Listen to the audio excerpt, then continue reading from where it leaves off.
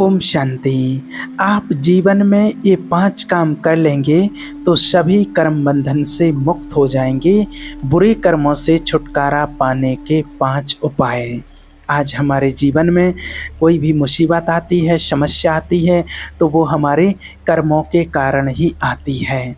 हमारे जो सबसे बड़ी मुसीबत है और हमारे साथ जो कुछ भी होता है वो कर्म बंधनों के कारण ही होता है और बहुत भारी कर्म बंधनों में अटके रहते हैं। छोटी सी छोटी बात का भी हिसाब किताब लिया जाता है और हमें लगता है कि ये बड़ी छोटी सी बात थी, इसमें क्या लेना देना है, ये कोई बड़ी बात नहीं थी। लेकिन फिर भी कर्म बंधन तो बनते हैं और एक कर्म बंधन इतने सारे हैं, इतने सारे हमारे कर्म बंधन होते हैं, इनसे छूटना आज तक कोई भी इनसे छूट नहीं पाया है और ना छूटने के कारण ही हम आज इतने दुखी हो रहे हैं। और कर्म बंधन से छूटने के 5 मुख्य उपाय आपको बताते हैं, आप इनको ध्यान से सुनेंगे और समझेंगे। पहली जो चीज़ होती है, पहली जिम्मेवारी मेरी है। पहला जो काम है, आप इस चीज़ को स्वीकार कीजिए, सबसे पहला काम है, ये जिम्मेवारी मेरी है कि ये मेरी जिम्मेवारी है। मेरी ज़िंदगी में अगर कुछ भी गड़बड़ हो रहा है तो वो मेरे ही कारण से हो रहा है। इस जिम्मेवारी को आप स्वीकार करना मुक्ति का कर्म बंधनों से पहला स्टेप है कि आप कर्म बंधनों से मुक्त हो सकते हैं। इसमें भगवान का कोई दोष नहीं है। कई लोग भगवान को दोष देते हैं। परमात्मा ने हमें पूरे राइट दिए हुए हैं कर्म करने के, तो कोई ये ना समझे कि ऐसे बहुत से लोग ये धारणा बना करके चलते हैं जो भक्ति भाव में होते हैं, तो वो कहते हैं कि अरे सब परमात्मा कर रहा है, परमात्मा ही करवा रहा है। ये समर्पण भाव बहुत ऊंचा होता है। आप ऐसा ना समझें कि सब कुछ परमात्मा ही करा रहे हैं। पूरी अथॉरिटी हमारे पास है हमारे कर्म को करने की। हर आत्मा स्वतंत्र है अपने कर्म को करने के लिए और फिर हर आत्मा उसी तरह परतंत्र बनी हुई है अपने कर्म का फल भोगने के लिए। इसमें ईश्वर का कोई दोष नहीं होता है। आपके पास पूरी अथॉरिटी है, भगवान ने पूरी अथॉरिटी दे रखी है। आपको ये जो मनुष्य जीवन अभी मिला हुआ है, मनुष्य जन्म, इसमें आपको इतनी अथॉरिटी है। जैसे मान लीजिए आपको अगर भोजन करना है तो भोजन करने के लिए पहले भोजन बनाना है। भोजन बनाने से पहले आपको राशन पानी खरीदना है, इकट्ठा करना है, तब आप खाना बना पाएंगे और खाना खा पाएंगे। तो ईश्वर ने आपको सारे रास्ते बता दिए, सारे रास्ते आपके लिए खोल दिए हैं। अब आपके सामने भगवान खाना ला करके नहीं रख देंगे कि लो खाना और खा लो। आपको अगर मिल भी गया, खाना सामने भी पड़ा हो, उसमें भी आप अपने हाथ से क्रिया करोगे, आप ग्रास को मुंह में डालोगे, तो ये भी तो आपका ही एफर्ट है ना, ये तो आप ही कर रहे हैं ना। इसमें परमात्मा का दूर दूर तक क्या लेना देना है। परमात्मा ने आपको बिल्कुल फ्री छोड़ दिया है। और अगर भगवान ही सब कुछ कराता, भगवान ही करता, तो आज दुनिया में जो इतने अत्याचार, जो बुरे कर्म हो रहे हैं, इतना पाप हो रहा है, ये भगवान क्यों करवाता? बुरे काम भगवान क्यों करवाते? इसलिए भगवान कुछ नहीं करवाता, हर सब कुछ हम करते हैं। भगवान ने हमें बुद्धि दी है कि हमें क्या करना है, सही गलत है और गलत क्या है, और जो चाहें हम वो कर सकते हो। अब मान लीजिए जैसे किसी के पिता की प्रॉपर्टी है, उसके पास बैंक में अकाउंट है, जमा है, पैसा है, सब कुछ है। अब उसके पिताजी शरीर छोड़ करके चले गए हैं, तो उसका पूरा हक होता है कि उस पैसे को, उस व्यक्ति को कैसे उपयोग करना है, कैसा यूज़ करना है, अच्छे काम में लगाना है, बुरे काम में लगाना है, ये उसके ऊपर डिपेंड करता है। वो चाहे तो उसी पैसे की शराब की बोतल भी ला सकता है, और लोग लाते भी हैं, करते भी हैं ऐसा काम। कोई लोग ऐसे होते हैं कि अपना पैसा बचा करके अपनी फैमिली के लिए उपयोग करते हैं और वो सोचते कैसे ना कैसे करके हम जन कल्याण में अपना पैसा लगाएं, माने एक एक पैसे की बचत करते हैं, बचत की जाती है। ये आपके पास एक अथॉरिटी है कि आपको इसका उपयोग कैसे करना है, ये आपके हाथ में है। इसमें परमात्मा का कोई इंटरफेयर नहीं है। जैसे एक पिता तो चले गए हैं, उनका कोई इंटरफेयर नहीं है उस प्रॉपर्टी में, उस बच्चे का हक होता है। उसी प्रकार भगवान कोई इंटरफेयर नहीं करते हैं। ये हमारा ही काम होता है कि हम उसको कैसे उपयोग करें, हमें क्या करना है। अब यहाँ पर जैसे देखा जाता है कि गवर्नमेंट है, तो गवर्नमेंट कोई चलता फिरता व्यक्ति तो है नहीं है कि गवर्नमेंट एक सत्ता है, एक नियम है और उस नियम के अनुसार ही चलना पड़ता है हमें। और जैसे एक सड़क में चलने का नियम है कि आपको राइट चलना है, लेफ्ट चलना है, आपकी अपनी साइड से चलना है, तो एक नियम बना हुआ है। ऐसे ही ईश्वरीय गवर्नमेंट है कि उसके नियम के अनुसार ही आपको चलना पड़ता है। उसने भी कुछ नियम बना रखे हैं, जैसे यहाँ की गवर्नमेंट ने नियम बना रखे हैं, जैसे ही ईश्वरीय गवर्नमेंट ने भी नियम बना रखे हैं कि हम जो कर्म करेंगे आप करो, उस कर्म की पूरी अथॉरिटी है। आप अच्छा करो, बुरा करो, गलत करें, बुरा करें, अच्छा करें, क्या करें, पूरी अथॉरिटी है। और अगर आप गलत कर्म करते हैं तो निश्चित रूप से उसकी आपको सज़ा भी मिलती है, उसका प्रावधान भी है। और अगर आप अच्छा कर्म करते हैं तो उसका प्रावधान भी है। तो अपने कर्म बंधनों से छूटना तो पहला जिसका उपाय है कि अपने जिम्मेवारी को स्वीकार करना। हाँ, ये जिम्मेवारी मेरी है, मेरी गलती है। अगर अच्छा हुआ है तो मेरी वजह से और बुरा हुआ है तो भी मेरी वजह से ही हुआ है मेरे जीवन में।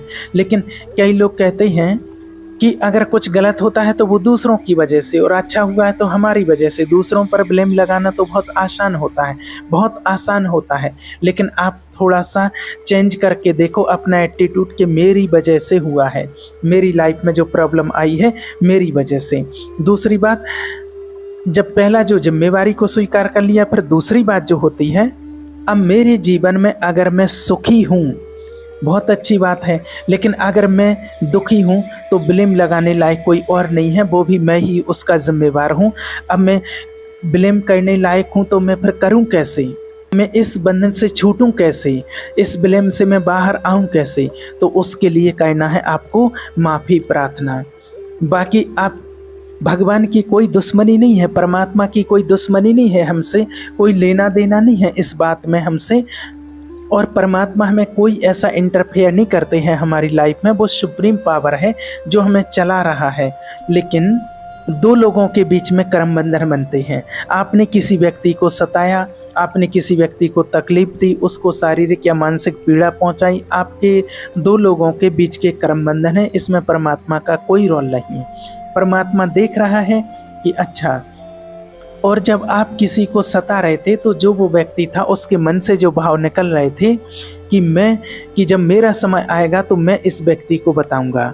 अभी तो वो व्यक्ति कुछ नहीं कर सकता है, लेकिन एक दिन समय उसका भी आएगा। तो इसलिए अपने से कमज़ोर व्यक्ति को, जो हम पहले कर चुके हैं, अपनी गलतियों से भी आपको ध्यान रखना है कि जहां आपने किसी को भी सताया, मन से, वचन से, कर्मों से, लोग कहते हैं कि क्या मन से किए गए पाप भी क्या पाप होते हैं, ये भी लोगों का सवाल, ये भी बहुत लोगों का सवाल होता है।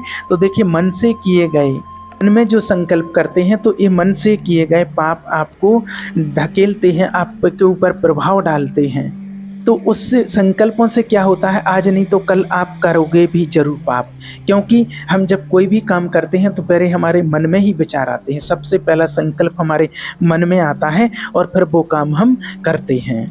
इसलिए जितना हो सके मन के लेवल पर ही आप विचारों को रोक दें। अगर कोई गलत विचार आता है तो उसको वहीं रोक दें, तो आप पाप कर्म करने से बच जाएंगे।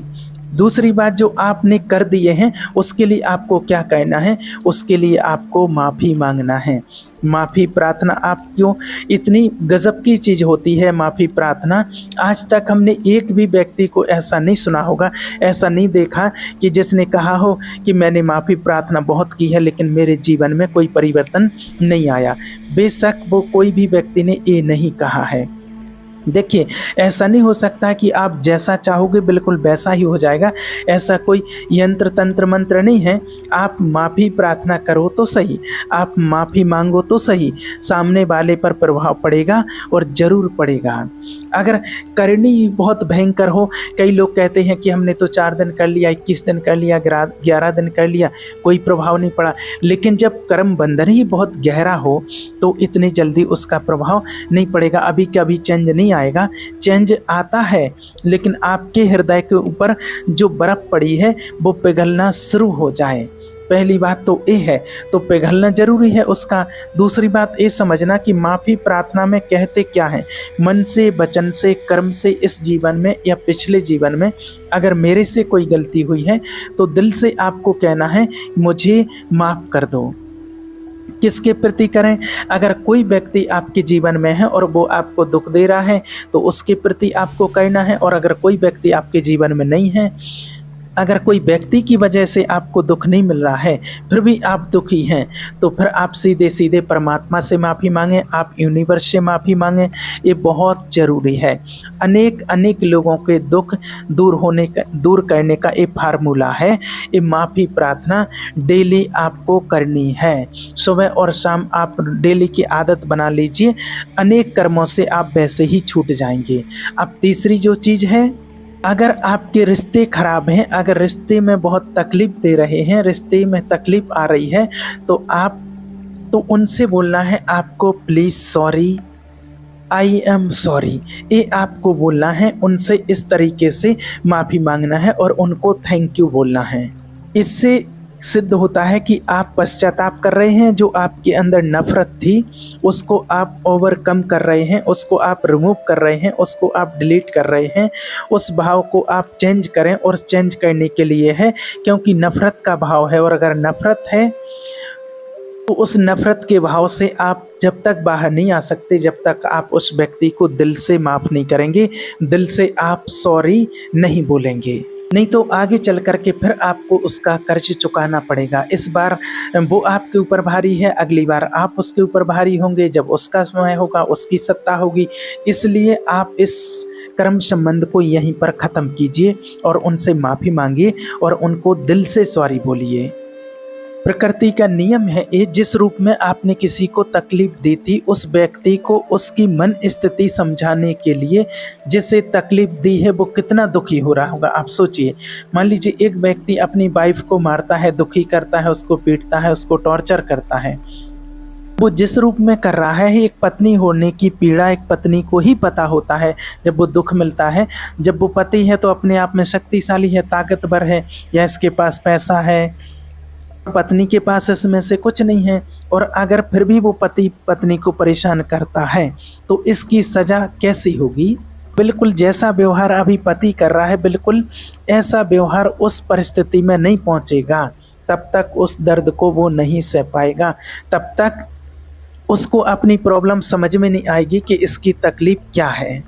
फिर क्या होता है, फिर रोल चेंज हो जाता है। इसको पत्नी बनाएगा जो पति है, और जो पत्नी है वो पति बनेगा। और पत्नी कैसी बनाएगा? कमज़ोर, दुखी और पीड़ा वाली पत्नी बनाएगा। और फिर जब ये घटना यूँ की यूँ घटेगी तो उस पत्नी को एक बार चांस मिलेगा पति बनने का, और फिर ये घटना घटती रहती है। अब उसको फिर वो ही मिलते हैं और फिर उसको बार बार फीलिंग भी आती है वही सताने की, क्योंकि उसको सताया गया था। अब ये व्यक्ति बना है और ये उसको सताने का चांस है, लेकिन अब अगर ये उसको क्षमा कर दे तो फिर उसको उस कर्म बंधन से मुक्ति मिल जाती है। पिछले जीवन में इसने उसको सताया था, लेकिन ये इसको इस बार नहीं सता रहे हैं और उसको माफ़ कर देते हैं, तो समझो कि उस कर्म बंधन से मुक्ति मिल जाती है। और अगर फिर से भी उसने ऐसा दुख दिया है, तकलीफ़ दी है, उस आत्मा को तकलीफ़ दी है, पति को या पत्नी को, तो फिर से वो नया कर्म बंधन बन जाता है। तो ये परिस्थिति जो रिवर्स हुई है, तो पहली बात तो यह है कि देखिए ऐसी स्थिति पैदा ही ना होने दें अपने घर में।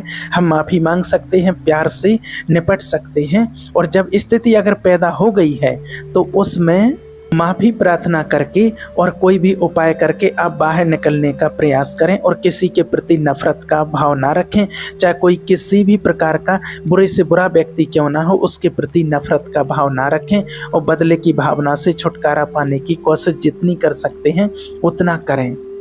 आपके हृदय में जो जलन होती है, वो जलन शांत कैसे होगी उसके प्रति, जो उसके प्रति घृणा का भाव भरा हुआ है? तो आप दिल से शांति से बैठ कर के एक जगह एकांत में बैठ कर के परमात्मा का ध्यान करें, भगवान का ध्यान करें। और आपको कोई अगर मंत्र है तो आप उस मंत्र का जाप करें, नहीं तो आप ओम नमः शिवाय का जाप करें और दिल से परमात्मा को याद करें। और फिर ऐसा फील करें कि मेरे अंदर एक चक्र चल रहा है और उस चक्र से मेरे अंदर जो नेगेटिविटी है, जितनी नेगेटिविटी है वो सब कुछ बाहर निकल रही है। मेरे अंदर की सारी कड़वाहट बाहर निकल रही है। जो पाप है, जो नेगेटिव भाव है, जो गाली देने का भाव है या पीटने का, मारने का या नफरत का भाव है, वो सब मेरे अंदर से बाहर निकल रहा है। और अगर कुछ ऐसा आपके मन में है तो बिल्कुल उसको निकाल दें और फेंक दें उसको अपने अंदर से।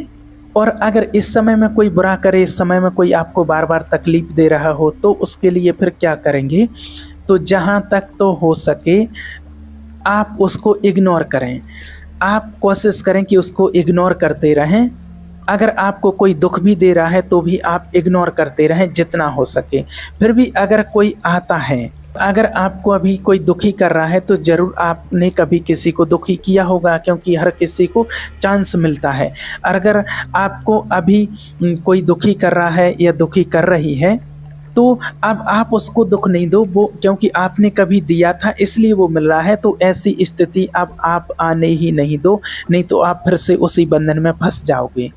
तो उसके लिए तीसरी सबसे अच्छी चीज़ है परमात्मा का ध्यान करना, परमात्मा के नाम का जाप करना, परमात्मा का ध्यान करना। जो भी नाम आपको उत्तम लगता है आप उसका जाप कर सकते हैं, नहीं तो आप एकांत में बैठ कर के ओम का जाप कर सकते हैं, परमात्मा का ध्यान कर सकते हैं। इससे आपके कर्म बंधन कटते हैं। इसके लिए कहा जाता है कि जब ही नाम हृदय धरा, हुआ पाप का नाश। जैसे चिन्हगी आग पड़ी पुराने घास, जैसे आग की चिंगारी को आप पुराने घास पर डाल दो तो क्या होता है, भभक कर सब कुछ जला देती है। बस ऐसे ही परमात्मा का ध्यान करने से, परमात्मा का नाम ध्यान करने से, जब आप जितना अच्छे मन से भगवान का ध्यान करेंगे, श्रद्धा से, पूरे भाव से आप करेंगे, तो आप जिसका भी नाम, इष्ट का, गुरु का, जिसका भी आप, और अगर आप सिर्फ एक परमात्मा का नाम लेकर के उसके उच्चारण का ध्यान करते हुए करते हैं और ऐसा समझें कि परमात्मा की शक्तियाँ मेरे अंदर प्रवेश कर गई हैं, मैं आत्मा परमात्मा की संतान हूँ, परमात्मा का अंश में आत्मा हूँ, और आप ऐसा महसूस करें कि भगवान ही मुझसे एक काम करा रहे हैं, मैं आत्मा परमात्मा की संतान हूँ। तो परमात्मा के पवित्र नाम का ध्यान करने से, वो फीलिंग अपने अंदर आने से, ये ध्यान करना, नाम जपना परम पवित्र करने वाला साधन होता है। आपको इतनी श्रद्धा से जपना है, इतनी श्रद्धा से कहना है कि यही मेरे पापों का नाश कर रहा है, और उसमें इंटेंशन डाल करके मैं इस कर्म से दुखी हूँ, परमात्मा मेरे उस कर्म बंधन का नाश कर रहे हैं, मैं उस कर्म बंधन से मुक्त हो रही हूँ। आपकी श्रद्धा होना चाहिए, आपका मन होना चाहिए, और आप श्रद्धा से कोई भी नाम का जाप करो। आप श्रद्धा से और मन से एकांत में बैठ कर के भावना से परमात्मा का ध्यान करेंगे, कोई भी नाम लेकर करेंगे, आपका कल्याण हो जाएगा। और श्वास श्वास में परमात्मा को याद करना चाहिए, उनका स्मरण करना चाहिए। बस तुम ही हो प्रभु, मेरे तो और कोई नहीं है, बस तुम ही हो। इससे आपका अहंकार भी नष्ट हो जाता है और आपके कर्मों का बोझ समाप्त हो रहा है, सारे बेकार नष्ट हो रहे हैं, सारे पाप नष्ट हो रहे हैं। चौथी जो चीज़ है वो है सेवा करना, संसार की सेवा करना, जिस प्रकार से भी हो सके। छोटी से छोटी सेवा निष्काम भाव से करने से इतना चमत्कार होता है कि आप सोच नहीं सकते हैं। भाव पूर्वक सेवा करना, आपके छोटे से काम से किसी के दुख दूर हो जाए। किसी को भी आप कुछ दे रहे हैं, कुछ खाने की वस्तु दे रहे हैं, खिला रहे हैं, छोटी सी छोटी वस्तु दे रहे हैं, तो उसमें भी आपका भाव ये रहे कि ये भी परमात्मा की संतान है, मैं भी परमात्मा की संतान हूँ, मुझे परमात्मा ने ये सौभाग्य दिया है, मुझे इतना सक्षम बनाया है कि मैं इनकी सेवा कर सकती हूँ, इनकी सेवा कर सकता हूँ। ये मानते हुए कि इनके अंदर भी परमात्मा की संतान जो आत्मा है, ये भी उसकी संतान है, हम भी उसकी संतान हैं, ये मानते हुए बड़े प्यार से, श्रद्धा से, भावना से, बड़े भावपूर्वक उनसे बोलें कि आप ये स्वीकार करें। हमेशा ये भाव रखें कि मैं देने वाला कौन, देने वाला तो वो बैठा है, मैं तो कुछ नहीं कर सकता हूँ। जब आप इस भाव से देंगे, इस भाव से दिया जाएगा, तो सेवा भी होगी और आपका हृदय भी शुद्ध होगा। लास्ट में जो पांचवी बात है, समर्पण भाव से जीना। मैं तो हूँ ही नहीं, मैं तो बस जो हूँ बस मेरे प्रभु की वजह से हूँ, मैं ही मेरे प्रभु हैं और मैं उनका हूँ, मैं उनकी हूँ। वो परमात्मा की ही मैं संतान हूँ, जिनकी वजह से मैं चल रही हूँ। वो परमात्मा का ही अंश आत्मा है जो मेरे कर्म बंधनों को काट सकती है। परमात्मा के अलावा मेरे जीवन में और कुछ नहीं है, वही है, वही है, सिर्फ वही है। ये भाव आ गया तो आपका कल्याण हो जाएगा।